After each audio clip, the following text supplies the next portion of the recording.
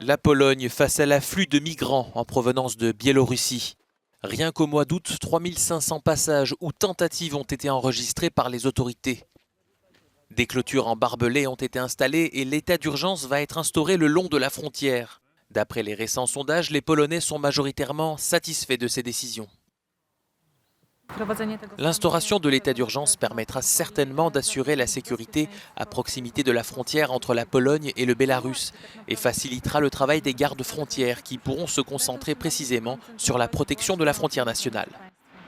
Mais pour les activistes et les membres de l'opposition qui surveillent les activités près de la frontière, ces mesures sont disproportionnées.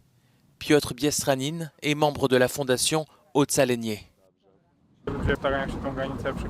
Les gens franchissent la frontière pour demander de l'aide, c'est donc une situation difficile, mais cela ne justifie en aucun cas l'état d'urgence. Le gouvernement veut nous empêcher, nous et d'autres organisations, d'aider les gens. Ils veulent nous empêcher de contrôler les actions du gouvernement et de documenter quand la loi est enfreinte.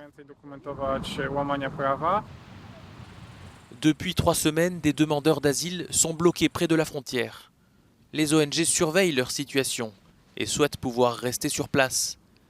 Ils craignent que les droits des demandeurs d'asile ne soient pas respectés. Leurs activités sont soutenues par des politiciens de gauche. L'état d'urgence n'a pas été instauré en pleine crise de coronavirus.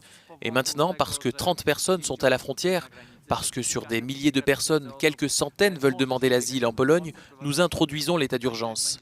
Lundi, il y aura une session parlementaire sur l'état d'urgence, et bien sûr la gauche sera contre. Mais pour l'instant, tous ont dû partir. Ce ne sont pas seulement les activistes et les politiciens qui ont dû quitter les zones frontalières, mais aussi les journalistes. Selon la règle, aucun reportage ou enregistrement n'est autorisé dans les zones d'état d'urgence. Les organisations de journalisme estiment que le gouvernement limite l'accès à l'information. Dans le même temps, l'un des journalistes a déjà été accusé de ne pas avoir respecté le règlement. For Euronews, Magdalena Hodownik.